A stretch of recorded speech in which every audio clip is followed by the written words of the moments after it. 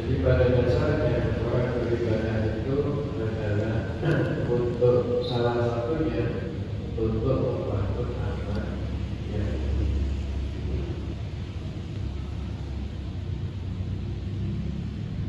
Kemudian dijelaskan dalam kitab ini sebab-sebab yang menjadikan orang itu bisa berakal mulia.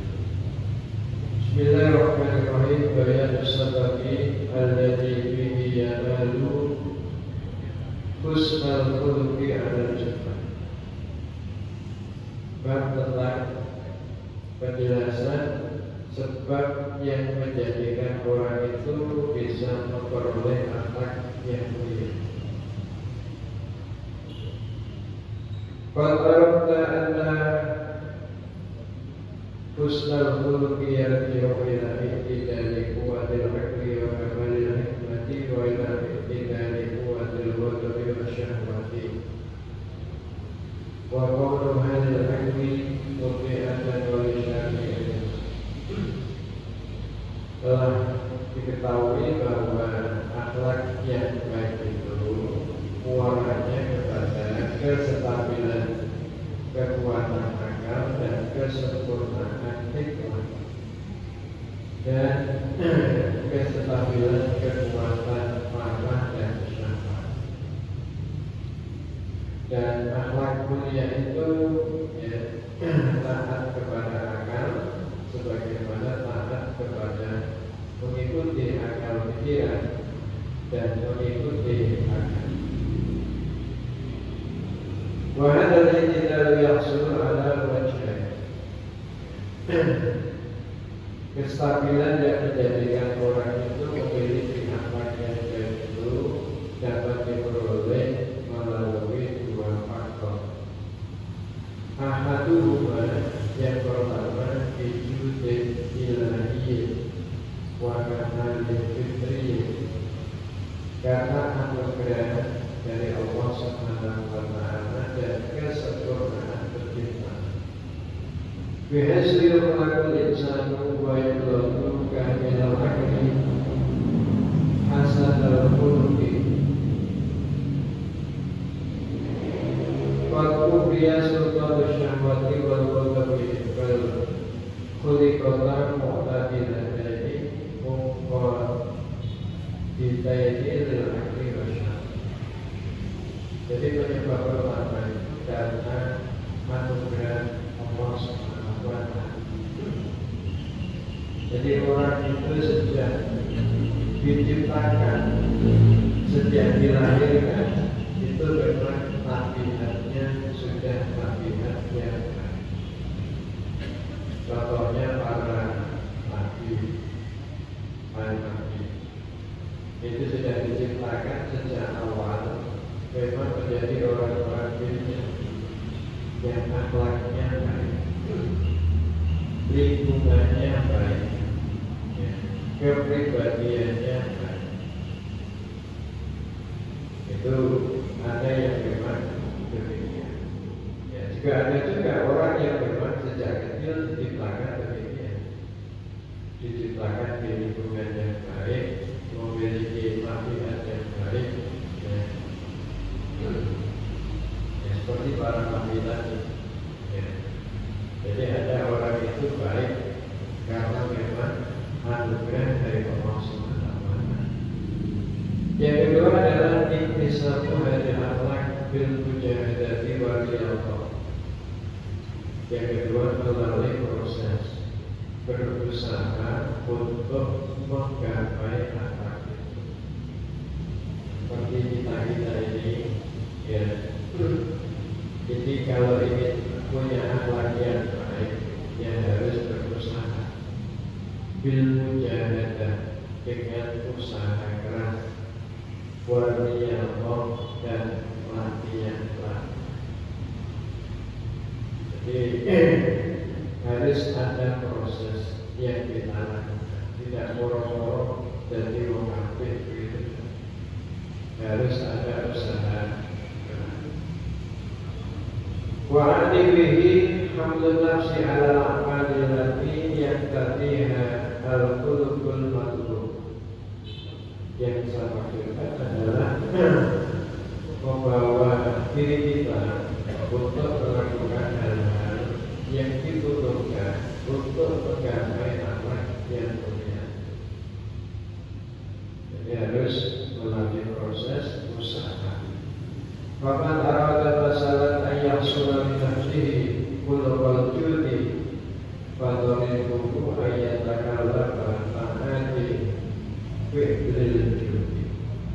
Kalau orang itu ingin punya akhlak dermawan, maka caranya gimana? Ya harus melatih gampang-gampang memberi, gampang-gampang memberi orang lain.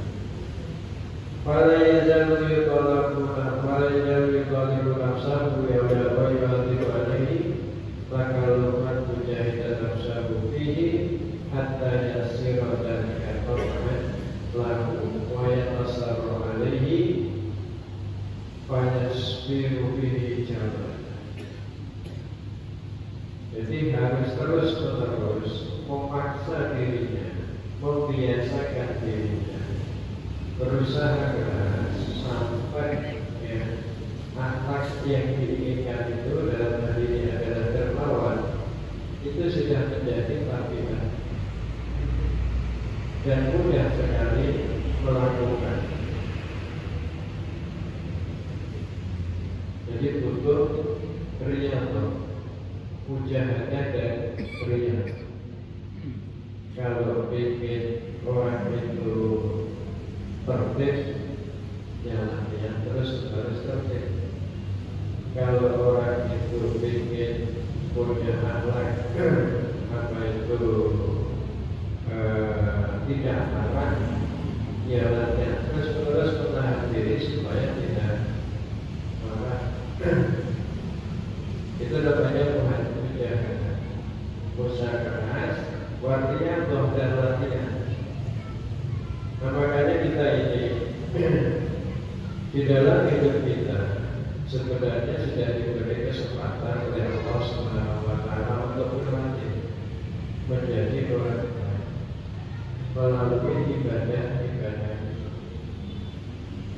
Jadi dengan ibadah itu kita dilatih, diberi kesempatan untuk latihan supaya jadi orang baik. Contohnya ketika puasa kita ini dilatih untuk melakukan hal-hal baik, dilatih sholatnya, dilatih diperbanyak. Biasanya hanya sholat wajib yang dilakukan sama sholat sunnah rawatib misalnya, jadi ditambah. Biasanya tidak pernah sholat malam, maka diberi peluang untuk melakukan sholat malam. Yang biasanya tidak pernah bangun menjelang subuh, dilatih bangun menjelang subuh untuk sahur. Biasanya tidak pernah memberi, dilatih untuk mau memberi, dipaksa mau memberi, yaitu membayar zakat fitrah, meskipun jumlahnya tidak banyak, tapi kan punya latihan untuk memberi, dilatih untuk tidak berkata bohong selama puasa. Ini semuanya adalah latihan. Ini itu dengan mujahadah waria. Ketika orang itu mau makan, ya, dia berlatih untuk menahan hawa nafsunya supaya tidak makan. Itu dibiasakan, dilatihkan selama 30 hari. Makanya orang puasa itu lebih mudah menjadi orang bertakwa karena latihannya intensif, latihannya banyak, ya, sehingga mudah menjadi orang bertakwa. Sehingga ayat puasa itu digantikan dengan bertakwa. Kenapa? Karena latihan menjadi pribadi bertakwa itu dilatihkan selama puasa itu dalam waktu yang lama, sehingga harapannya dengan puasa orang bisa menjadi orang beriman. Begitu juga ketika haji dan seterusnya. Kita dalam latihan. Orang berhaji dilarang bertengkar jika dilarang melakukan perbuatan fasik, ya, dilarang berkata hal-hal yang tidak layak, ya, itu selama haji. Ya. Ini artinya latihan. Jadi kalau orang itu ingin jadi baik, ya harus berlatih jadi orang baik. Ya. Apakah akhlak itu bisa berubah? Ya. Menurut Imam Al-Ghazali dan para ulama yang lain, bahwa akhlak itu bisa berubah. Sebab kalau tidak bisa berubah, untuk apa diutus para nabi? Untuk apa diutus para nabi? Kalau orang itu akhlaknya tidak bisa berubah, untuk apa diutus para nabi? Untuk apa diturunkan agama? Kalau akhlak itu tidak bisa berubah, untuk apa orang disuruh ibadah? Kalau akhlak tidak bisa berubah. Nah, karena akhlak itu bisa berubah, maka bagaimana caranya merubah akhlak itu? Itulah yang harus dilakukan. Menurut Imam Ghazali, ya, cara yang pertama adalah dengan mujahadah, berusaha keras, ya, berusaha keras. Yang kedua adalah dengan artinya latihan, membiasakan, ya, berusaha keras dan membiasakan. Ya. Nah, ada orang itu yang butuh latihan banyak, ada yang butuh latihan sedikit, yang tergantung kemampuan orang itu. Selain itu, ya, akhlak mulia itu juga bisa, ya, ditempuh dengan cara taqarrub ilallah, mendekatkan diri kepada Allah Subhanahu wa Ta'ala melalui ibadah yang baik. Jadi kalau kita ini ibadahnya baik, insya Allah hasilnya juga melahirkan akhlak yang baik. Karena ibadah itu pada dasarnya adalah proses pembangunan. Kalau ibadah kita ini sukses, maka dampak akhlaknya akan kelihatan.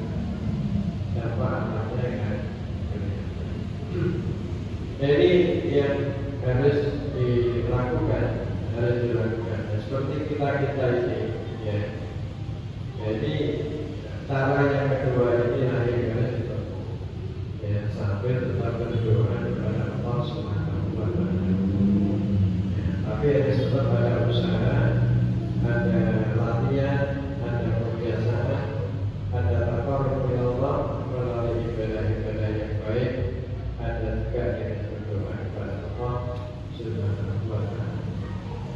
Dan cirinya orang itu sudah memiliki akhlak itu manakala akhlak yang dimiliki itu sudah menjadi bagian dari hidup.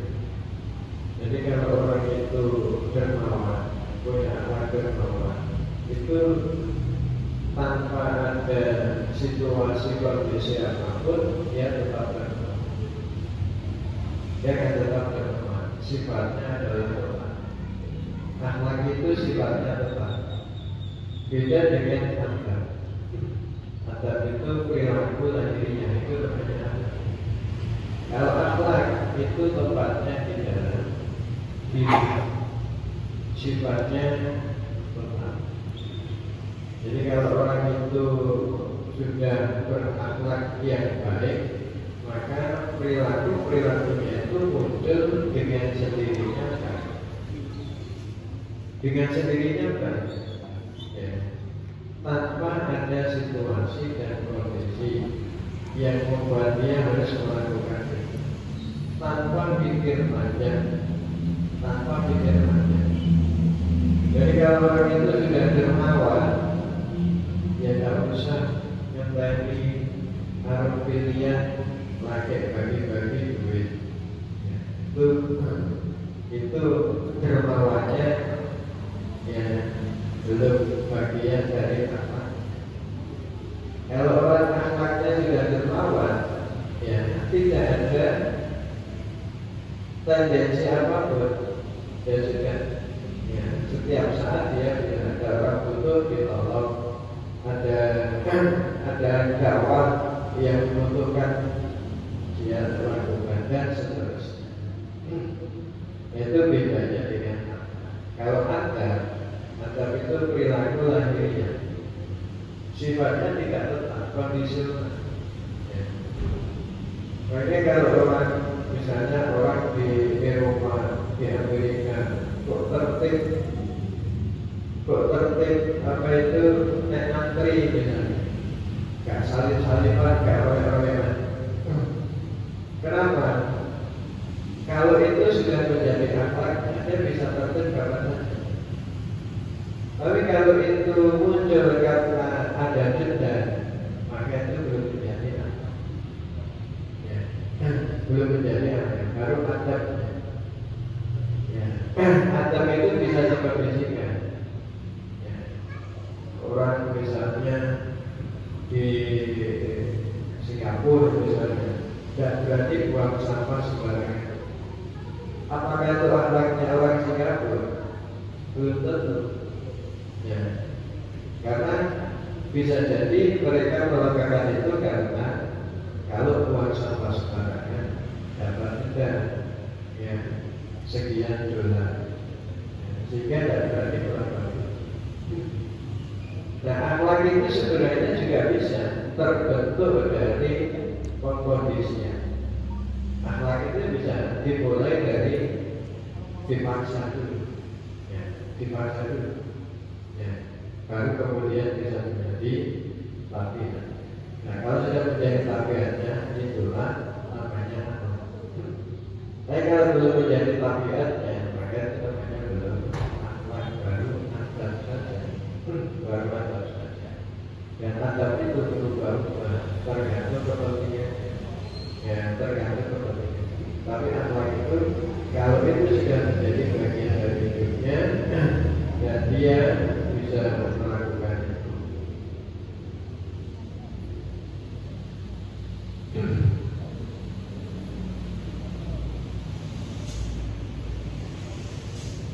Sekarang kebanyakan balik adalah dia akan membuat insan uyuh nafsihi, karena untuk mengetahui ya celah diri kita. Gimana caranya supaya kita ini ngerti kekurangan kita?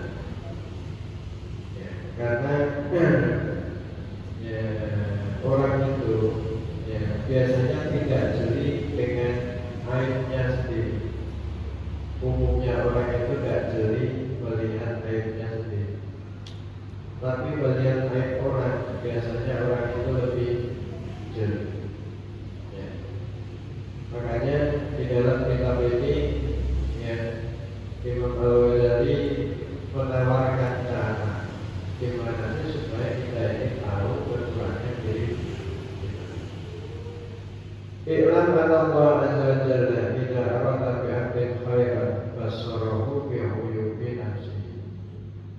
Ketahuilah bahwa Allah azza wa jalla kalau menghendaki orang itu baik, maka Allah menunjukkan kekurangan diri. Jadi kalau orang itu dikehendaki baik oleh Allah, dia itu tajam melihat kekurangan diri, ditunjukkan kekurangan diri. Faman kanat basiratuhu nafidatan lam takhfa alaihi uyubu. Kalau orang itu pandangan hatinya itu tajam, maka dia tidak akan terlewat dari uyuhnya, dari aibnya. Artinya dia pasti tahu kekurangan. Fa'idha arafal uyuba maka boleh aja. Kalau orang itu sudah tahu kekurangannya, maka dia akan dapat cara untuk menyelesaikan kekurangan ini. Yang susah itu orang itu punya celah tapi tidak tahu celah. Makanya penting orang itu tahu kekurangan. Walakin aksarul khalqi jahiluna bi uyubi anfusihim. Ya kan, tapi kebanyakan manusia itu tidak ngerti kekurangan dirinya. Yara ahaduhum al-qadha fi aini akhihi wa la yara al-jid'a fi aini nafsihi. Dia melihat hal kecil kekurangan pada diri orang lain, tapi tidak bisa melihat banyak kekurangan pada dirinya sendiri. Jadi umumnya manusia ya, jadi lebih tajam melihat kekurangan orang lain daripada melihat kekurangan dirinya sendiri. Nah, orang yang diberi kemampuan untuk tajam melihat kekurangan dirinya sendiri itu tandanya orang yang dikehendaki baik oleh Allah Subhanahu wa Ta'ala. Faman arada an ya'rifa uyuba nafsihi falahu arba'atu turuqin. Barang siapa yang ingin mengetahui aib atau kekurangan dirinya, maka ada 4 cara.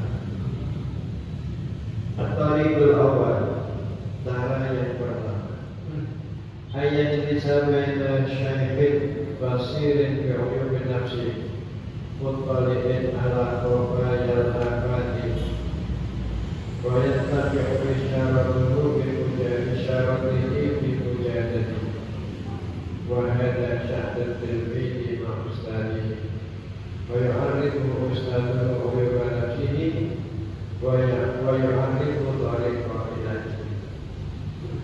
Yang pertama, duduk di hadapan seorang syekh yang mampu melihat kekurangan dirinya, mampu melihat kekurangan dirinya, setelah itu mengikuti petunjuknya untuk menyelesaikan kekurangan dirinya. Jadi cari ya orang alim ya, yang ngerti, yang bisa menangkap kekurangan diri. Ya. Ada ya ulama-ulama yang memang alim ya, itu bisa ya melihat kekurangan atau kepada gurunya sendiri ya, yang sehari-hari ya bersama dengan dia, sehingga kemudian gurunya itu bisa menunjukkan kekurangan dirinya dan menunjukkan cara untuk mengobati kekurangan dirinya. Jadi itu cara yang pertama ya, tanya kepada gurunya, tanya pada syekhnya ya, kekurangan saya dari mana, lalu apa yang harus saya lakukan. Ini cara yang pertama. Yang kedua, ayat kurma sadiqan saduqan basiran mutadayinan yulahidu ahwalahu ahwalahu famakariha min ahlaki wa ahwalihi wa uyubihi yang yunabbihu alaihi fahakada kana ya'mal akabiru min alifatidin. Yang kedua, minta salah seorang teman yang jujur, yang baik agamanya, untuk memperhatikan tindak tanduknya. Jadi minta teman yang jujur, yang baik, yang agamanya baik, untuk memperhatikan perilakunya sehari-hari, tindak tanduknya. Ya. Lalu kalau teman itu kemudian mendapatkan sesuatu yang tidak menyenangkan, maka diingatkan, minta supaya diberitahu. Jadi ibaratnya nyari mata-mata orang lain ya, yang jujur, ya, yang tulus, gitu ya. untuk memperhatikan tingkah tanduknya sehari-hari. Cara ngomongnya misalnya gak pantas, ya disampaikan. Perilakunya gak baik, disampaikan. Ada kekurangan-kekurangan ditunjukkan. Bahkan yang Allah akan diberikan ibadah. Karena Umar radhiyallahu anhu yaqul rahimahullah ta'ala ahda ila uyubi. Inilah yang dulu dilakukan oleh para ulama-ulama besar. Sahabat Umar radhiyallahu anhu berkata, rahimahullah ta'ala ahda ilayya uyubi. Mudah-mudahan Allah memberikan rahmat kepada orang yang menunjukkan kepadaku kekurangan itu. Wa kana yas'alu Hudzaifah wa yaqulu lahu anta sahibu sirri Rasulillah sallallahu alaihi wasallam lil munafiqin fa hal tara alayya syai'an min athari nifaqi. Pernah ya, Umar dulu minta kepada Hudzaifah. Hudzaifah ini salah satu sahabat Rasulullah SAW yang sangat paham tentang perilaku orang-orang munafik. Dia berkata kepada Hudzaifah, "Fahal tara alayya syai'an min athari nifaqi?" Apakah kamu melihat pada diri saya ada bekas-bekas kemunafikan? Bahwa ala jalalati qadrihi wa 'ulwi mansabihi kana tuhbatuhu li nafsihi radhiyallahu anhu. Umar saja orang yang posisinya seperti itu, kedudukannya tinggi sebagai khalifah, ya, sebagai sahabat yang dijamin masuk surga oleh Rasulullah SAW, masih berperilaku seperti itu, masih minta orang lain untuk mengoreksi diri, saking hati, ya, saking hati. Ini semua menggambarkan ketawaduan. Orang yang seperti ini adalah orang yang merasa dirinya selalu ada kekurangan, selalu ada kekurangan, sehingga kepada siapapun yang dianggap mampu untuk bisa melihat kekurangan dirinya, dia selalu bertanya dan mendoakan, ya, mudah-mudahan Allah berikan rahmat kepada orang yang menunjukkan kekurangan diri. Dia tidak menutup diri dari orang lain. Jadi malah senang kalau ada orang menunjukkan kekurangan. Fakulu man kana awqar aklan wa ala mansaban kana aqla ijaban wa atama intihan nafsihi wa farhat fi tanbihi wa yadihi ala wiri. Kalau orang itu akalnya tinggi, ya, kedudukannya tinggi, maka dia orang yang tidak banyak takjub dengan dirinya sendiri dan merasa senang kalau diingatkan orang lain akan kekurangan diri. Orang cerdas itu, ya, adalah orang yang selalu menampakkan dirinya itu selalu kurang. Dia tidak pernah takjub dengan diri. Dia senang kalau diingatkan orang. Artinya kalau orang kritik, dia malah senang. Ini ciri orang yang cerdas, ya, ciri orang yang cerdas. Karena ketika orang itu ditunjukkan kesalahannya, itu sama saja dengan ditunjukkan ada bahaya di dalam dirinya.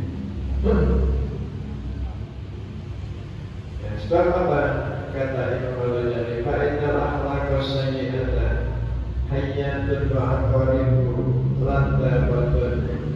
Kalau nabbahana munabbihun ala anna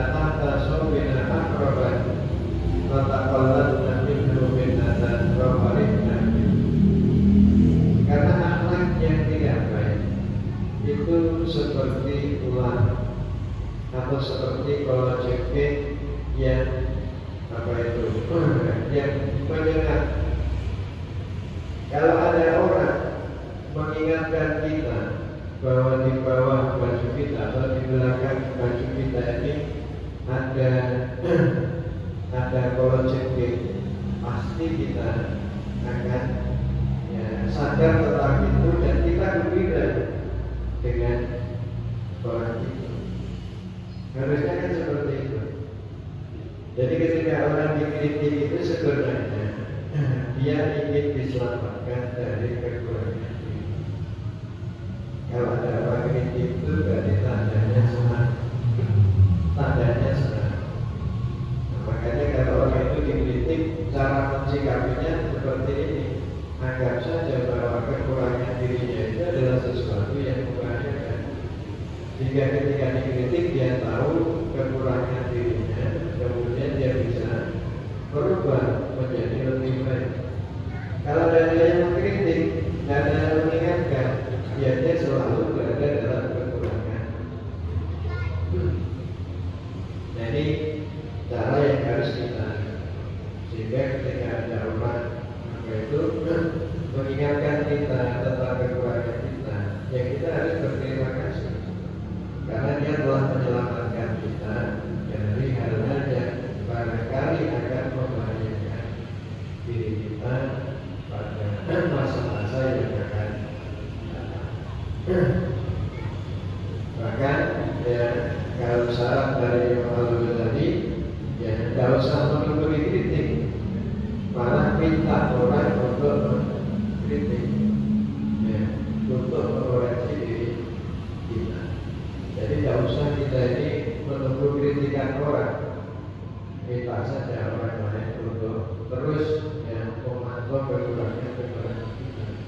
Ini yang akan membuat kita ini nanti bisa mengetahui kekurangan kita. Nah, kalau kita sudah tahu kekurangan kita, maka kita mudah untuk berubah menjadi lebih.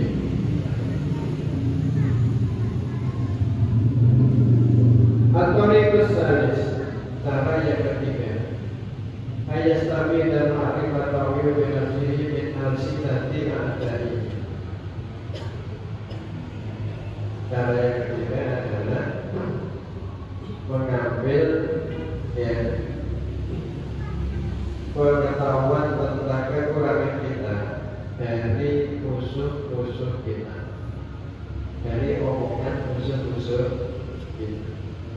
Karena orang yang paling tahu kekurangan kita adalah orang yang paling tidak senang dengan fa'inna aina suktitum bil masawiyah. Karena kalau orang itu sudah ada senang, itu yang dimunculkan adalah kejelekan. Jadi cara yang ketiga itu adalah dengarkan ya omongan orang-orang yang tidak senang dengan kita. Karena orang yang tidak senang dengan kita itu yang dikeluarkan mesti kejelekan-kejelekan kita. Jadi kalau musuh memuji-muji itu ada. Musuh itu menjelek. Ya, maka cara mengenali kekurangan kita itu ya dengarkan saja omongannya orang yang tidak senang dengan kita. Karena kalau orang yang tidak senang, pasti yang dikeluarkan adalah kejelekan. Walau intifal insan bi'atul musyahidin yadul uyub wa aksara min intifali bisadidin budahidin yusni alihi wa yudamuru wa yubbi'an uyub. Bahkan bisa jadi ya, dengan cara ini itu dampaknya lebih besar daripada mengambil manfaat atau mengambil manfaat dari teman yang biasa memuji-puji kita. Jadi kadang itu sahabat kita itu seringkali tidak mau menunjukkan kekurangan, ya, biar tidak tersinggung, ya. Maka yang disebutkan itu yang baik-baik saja. Tapi kalau musuh orang yang tidak senang dengan kita, yang disebut adalah yang jelek saja. illa anna tab'an majbulun ala takdiril adui wa hamli ma yakuluhu ala al-hasadi walakin al-basira la yaqta al-intifa'i bi qawli adai wa inna masawi la budda wa anna al-basira ala al-hasadi. Hanya saja kadang-kadang umumnya orang itu tidak tahu menerima omongan musuhnya, menganggap itu fitnah, menganggap itu sebagai iri hati. Biasanya begitu. Tapi seharusnya kita tidak bersikap seperti itu. Tetap kita mengambil manfaat dari omongan orang-orang yang tidak senang dengan kita.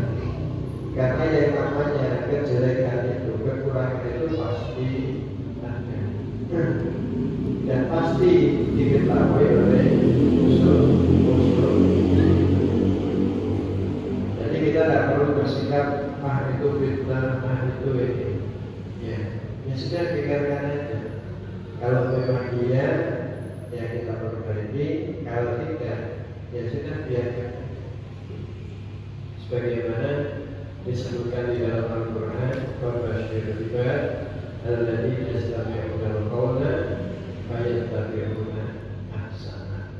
Jadi yang selalu mendengarkan omongan dari Allah, fayattabi'una ahsana, lalu dipilih yang baik-baik. Jadi ini seharusnya orang beriman itu begitu, orang yang tidak anti kritik. Kritik itu vitamin, kritik itu adalah sebenarnya adalah rahmat, karena dengan kritik kita ditunjukkan kekurangan kita. Yang keempat, yang terakhir, an yukhalitan nasa wa kullu rahmati wa bainal khalqi fal yutalib nafsahu bihi wa fa idal mu'mina berkata mu'mini ma yara berkuyu biwadihi wa yubalan sendiri. Yang ketiga, bergaul dengan orang lain, bersosial, lihat apa sih yang dianggap tidak baik oleh manusia, masyarakat itu pasti tidak disenangi. Ya lalu kita melihat diri kita sendiri, kalau ada sesuatu yang tidak disenangi, ya jangan kita lakukan. Karena orang mukmin itu adalah firmanul mukmin. Orang mukmin itu adalah cermin dari orang mukmin. Sehingga dia bisa melihat aib orang lain itu untuk melihat aibnya sendiri. Jadi kalau kita mau bergaul dengan orang lain, kita tahu pasti gak bisa mengiwak gitu. Omongan begini itu orang gak senang. Lalu kita tahu.